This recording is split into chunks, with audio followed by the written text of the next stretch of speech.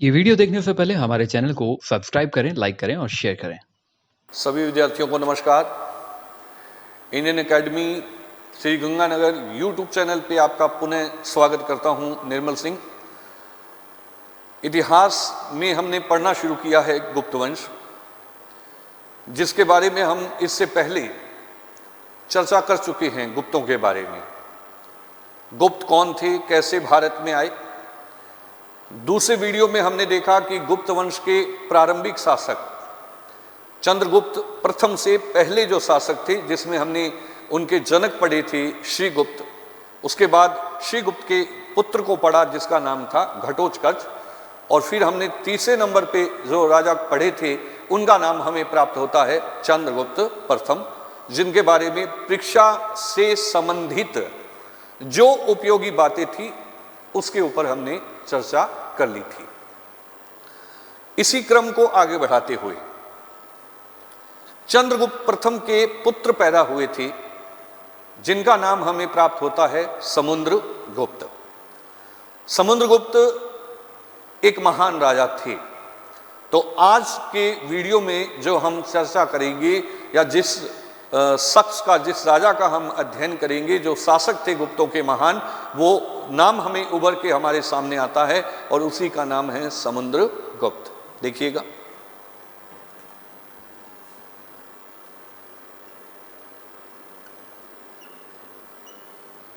समुद्रगुप्त। समुद्रगुप्त का जो हमें समय निर्धारण मिलता है, इन्होंने शासन किया था 350 से लेकर के और 375 ईस्वी तक। 350 से 375 ईस्वी तक गुप्त वंश के महान शासक समुद्रगुप्त का जो है वो वर्णन हमें उपलब्ध होता है, जानकारियां जो है वो प्राप्त होती हैं। समुद्रगुप्त की कुछ उपाधियां हमें प्राप्त होती हैं, जैसे इनको लिखा गया पराक्रमांक, इन्हीं को लिखा गया सर्व राजोछेता, इन्हीं को लिखा गया है कविराज। समुद्रगुप्त की सबसे फेमस उपाधि, एक विद्वान राजा थे और विद्वानों को संरक्षण देते थे। इसीलिए प्रयाग प्रशस्ति में समुद्रगुप्त को कविराज कहा गया है। सर्व राजोछेता यानी कि सभी राजाओं के मद को चूर करने वाले, सभी राजाओं का छेदन करने वाले। इसी प्रकार इनको लिखा गया पराक्रमांक। अन्य उपाधि में हमें मिलती है अप्रतिरथ। ऐसी उपाधि हमें जो है वो समुद्रगुप्त की प्राप्त होती है। तो हम कह सकते हैं कि पराक्रमांक, सर्वराजोछेता, कविराज, अप्रतिरथ, अप्रतिरथ, ये जो उपाधियां हमें प्राप्त हुई थी, ये समुद्रगुप्त की उपाधियां जो है वो हमें यहां पे प्राप्त होती हैं। समुद्रगुप्त की जानकारी का सबसे बड़ा स्रोत जो हमें प्राप्त होता है, उसी का नाम है प्रयाग प्रशस्ति। प्रयाग प्रशस्ति, प्रयाग प्रशस्ति की अगर हम बात करते हैं तो इसको लिखा गया था कौशांबी के अभिलेख पर। कौशांबी का अभिलेख, मौर्य वंश के एक राजा हुए थे, जो महान राजा थे, जिनका नाम हमें मिलता है अशोक मौर्य। उन्हीं के द्वारा रचित करवाया गया था कौशांबी का अभिलेख, और कौशांबी के अभिलेख के ऊपर जो है अंकित करवाई गई है प्रयाग प्रशस्ति। इस प्रयाग प्रशस्ति की रचना समुद्रगुप्त के ही एक दरबारी कवि थे, जिनको महादंड नायक, महासंधि विग्रिक और कुमारामात्य, ये तीनों पद प्राप्त थे। समुद्रगुप्त के समय में महामात्य, या हम कहें कुमारामात्य, महासंधि विग्रिक और महादंड नायक जैसा जो पद दिया गया था वो किस व्यक्ति के पास था? तो वो पद था हरिसेन के पास। और इसी हरिसेन के द्वारा संस्कृत भाषा में कभी पूछा जाए कि प्रयाग प्रशस्ति कौन सी भाषा में लिखी गई है, तो हमें पता होना चाहिए कि प्रयाग प्रशस्ति जो है वो संस्कृत भाषा में लिखी गई है। संस्कृत भाषा में शैली पूछी जाए तो चंपू शैली, चंपू शैली, चंपू शैली के अंदर इसकी रचना हुई। और चंपू शैली होती है जो आधा भाग गद्य में और आधा भाग जो है वो पद्य में लिखा जाता है। किसी की रचना आधा भाग गद्य में या आधा भाग पद्य में जब रचित किया जाता है तो उसी को चंपू शैली कहते हैं। और चंपू शैली में अगर हम कहें कि संस्कृत भाषा का प्रयोग करते हुए हरिसेन के द्वारा एक प्रशस्ति जो है रचित की गई थी जिसका नाम है प्रयाग प्रशस्ति। और प्रयाग प्रशस्ति से हमें गुप्तों के जिस महान शासक की जानकारी उपलब्ध होती है वो हमें मिलता है समुद्रगुप्त। प्रयाग प्रशस्ति में लिखा गया कि समुद्रगुप्त लिच्छवी 72 थे, लिच्छवी 72, ऐसा जो है वर्णन यहां पे प्राप्त होता है। लिच्छवी 72 लिखा गया, यानी कि समुद्रगुप्त का ननिहाल जो है वो लिच्छवियों के घर पे था। इससे ये साक्ष्य मिलता है कि कुमार देवी का विवाह हो चुका था चंद्रगुप्त के साथ में, और चंद्रगुप्त की ही संतान थे समुद्रगुप्त।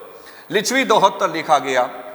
इसी के अंदर जो है हमें लिखा गया कि 100 युद्धों का विजेता था, 100 युद्धों का विजेता, ये वर्णन भी हमें यहां पे मिलता है।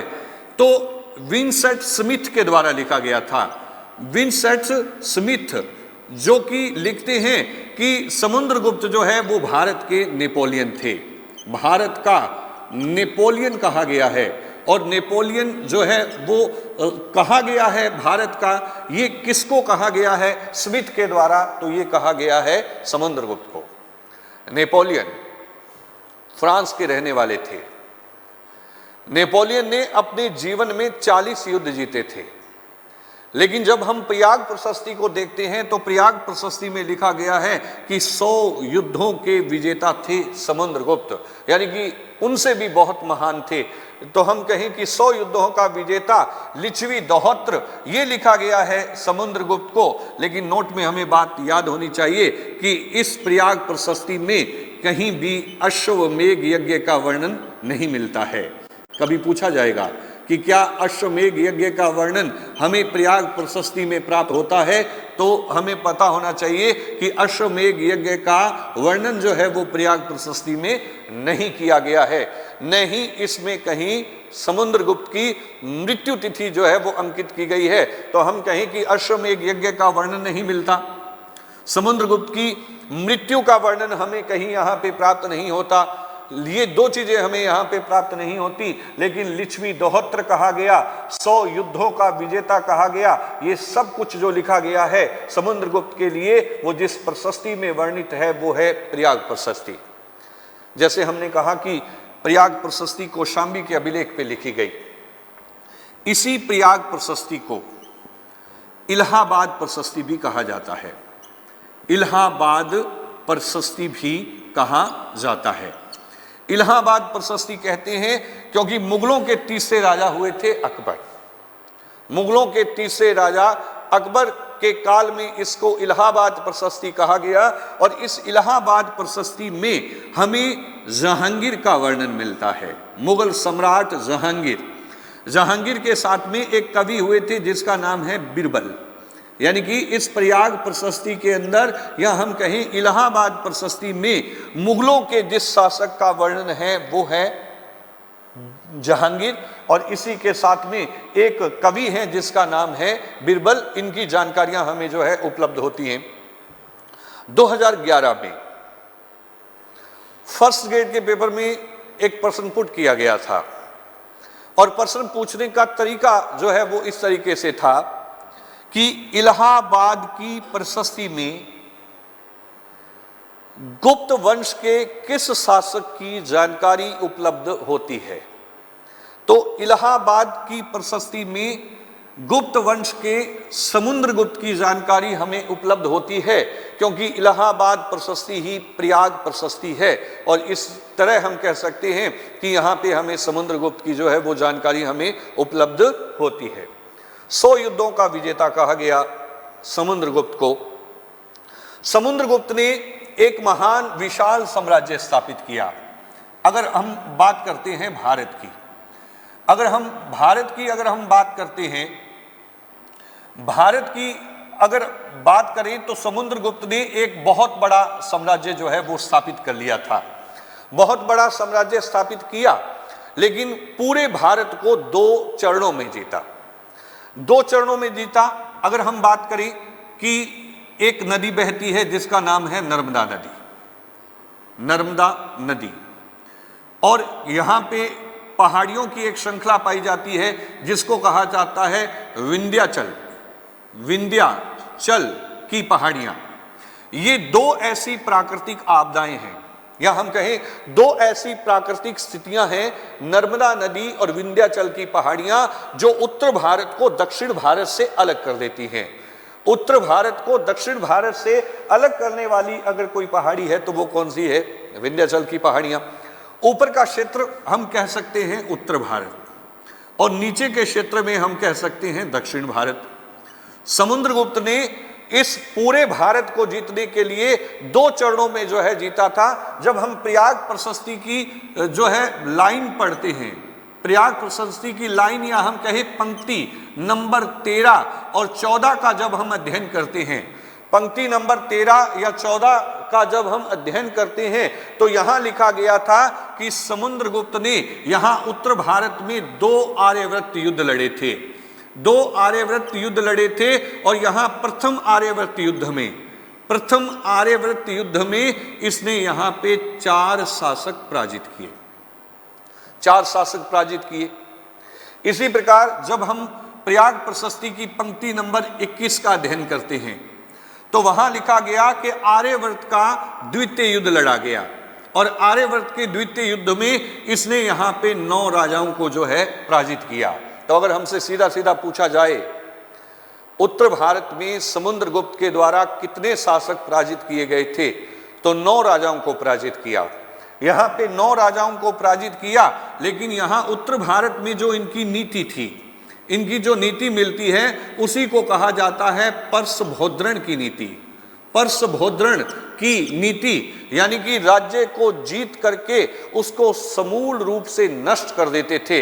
राज्य को जीत लिया जाता था, राजा को अपने अधीन कर लिया जाता था, और जीते हुए राज्य को पूर्ण रूप से नष्ट कर देते थे।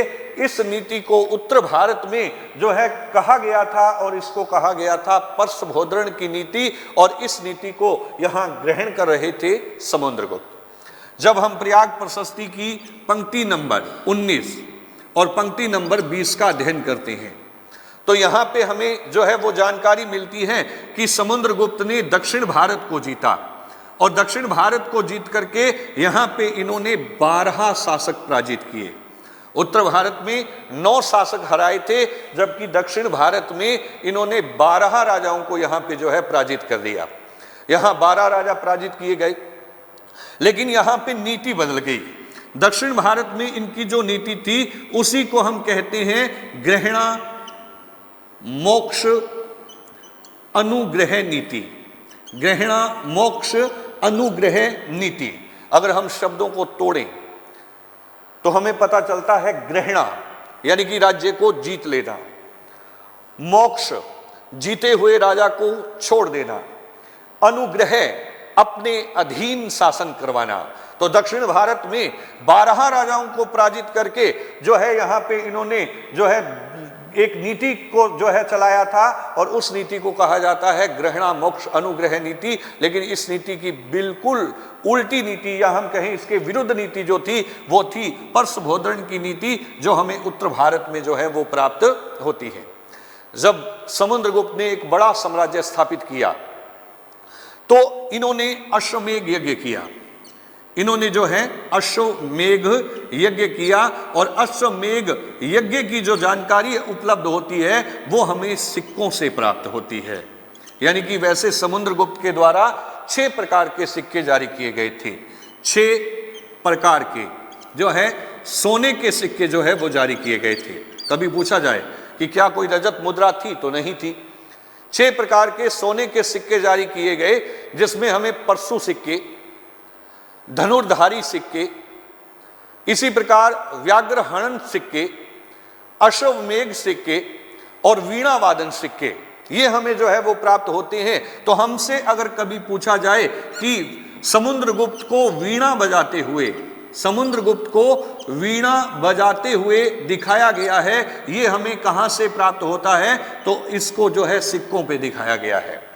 जो समुद्रगुप्त के सिक्के थे उस पे गुप्तों के किस शासक को वीणा वादन करते हुए दिखाया गया है, तो वीणा वादन करते हुए जो दिखाया गया है वो कौन थे, तो वो कौन थे, समुद्रगुप्त हमें जो है वो प्राप्त होते हैं। समुद्रगुप्त ने एक बड़े साम्राज्य की संस्थापना कर ली थी। समुद्रगुप्त की अगर हम और बात करते हैं तो जब समुद्रगुप्त शासन कर रहे थे तो जो भारत के नीचे क्षेत्र लगता है, जिसको आज हम कहते हैं श्रीलंका, श्रीलंका, इस टाइम जो यहाँ के शासक थे उन्हीं का नाम हमें मिलता है मेघवर्ण।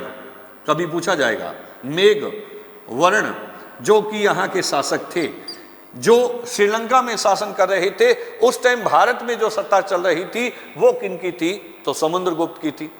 समुद्रगुप्त के समय हमसे पूछा जा सकता है कि भारत में कुषाण वंश के कौन शासक थे। कुषाण वंश के जो यहाँ पे राजा थे उनका नाम हमें मिलता है किदार, या हम कह सकते हैं केदार। किदार या केदार कुषाणों के शासक थे जो इस टाइम भारत में किसी क्षेत्र पे शासन कर रहे थे, और श्रीलंका में जो है यहाँ पे जो राजा थे उनका नाम हमें मिलता है मेघवर्ण, जो यहाँ पे शासन कर रहे थे। समुद्रगुप्त भगवान विष्णु के उपासक थे, लेकिन फिर भी इन्होंने जो है एक बौद्ध विद्वान को अपने राज्य में शरण दी थी, और उसी का नाम हमें मिलता है वसुबंधु। वसुबंधु, वसुबंधु को अपने राज्य में शरण देने वाले, अपने राज्य में शरण देने वाले जो शासक थे वो भी कौन थे, तो वो भी जो है समुद्रगुप्त थे, जिन्होंने वसुबंधु को बौद्ध होते हुए भी अपने राज्य में शरण दी थी। और ये जो है दिखाता है कि वैष्णव होते हुए भी गुप्त वंश के शासक जो है वो अन्य धर्मों से किसी प्रकार की ईर्ष्या नहीं रखते थे। सभी धर्मों को आगे बढ़ने का जो है उन्होंने जो है मौका दिया था। और समुद्रगुप्त के बारे में अन्य जानकारियों की अगर हम बात करें, अन्य जानकारियों की बात करें तो समुद्रगुप्त के बारे में हमें जानकारी प्राप्त होती है। एमपी का क्षेत्र है मालवा, एमपी, यहां एक जगह मिलती है एरन। हम कह सकते हैं यहां से एक अभिलेख मिला है जिसको हम एरन का अभिलेख कहते हैं। एरन के अभिलेख में हमें जानकारी मिलती है कि लिखा गया कि समुद्रगुप्त जो थे वो पृथु और राघव से भी महान राजा थे, यानी कि पृथु और राम से भी महान शासक जो कहा गया है वो समुद्रगुप्त को कहा गया है। यहीं पे इसी एरन के अभिलेख से हमें जानकारी मिलती है कि समुद्रगुप्त की जो पत्नी थी उनका नाम दत्त देवी था। समुद्रगुप्त की पत्नी का नाम जो है वो हमें दत्त देवी प्राप्त होता है। और ये जो एरन था ये समुद्रगुप्त का भोग नगर था। भोग नगर जो है वो माना गया है। तो प्रश्न किसी भी तरीके से पूछा जाए, समुद्रगुप्त की पत्नी की जानकारी या पत्नी का नाम किस अभिलेख में कहां से मिलता है, एरन के अभिलेख में। समुद्रगुप्त को पृथु राघव से भी महान शासक बताया गया, कौन से अभिलेख में, एरन के अभिलेख में। और कौन सा क्षेत्र समुद्रगुप्त का भोग नगर था, तो वो भी हमें पता होना चाहिए कि एरन एमपी मालवा का क्षेत्र ही जो है वो समुद्रगुप्त के लिए जो भोग नगर जो है वो था। आज हमने अध्ययन किया समुद्रगुप्त के बारे में। आपको जो भी वीडियो पढ़ाया जा रहा है, इतिहास का एक बहुत महत्वपूर्ण रोल है आपकी परीक्षा के अंदर। इसलिए ये टॉपिक बहुत इंपॉर्टेंट है प्राचीन भारत में। जिसको हम क्रम से क्रम करते जा रहे हैं, इसको आप बड़े ध्यान से समझिए और बड़े ध्यान से इसको करने का प्रयास कीजिए। ये आपको हर परीक्षा में किसी न किसी प्रकार से बहुत सारा लाभ देगा। आपको वीडियो पसंद आए, आप इसको लाइक कीजिए, इसको सब्सक्राइब कीजिए और ज़्यादा से ज़्यादा शेयर कीजिए। इंडियन एकेडमी यूट्यूब चैनल पे समय समय पे आपको निर्धारित जो है विषय के आधार पे जो है वो वीडियो प्राप्त होते रहेंगे और हम गुप्त वंश की अगली जानकारी जो है वो नेक्स्ट वीडियो में करेंगे। बहुत बहुत धन्यवाद।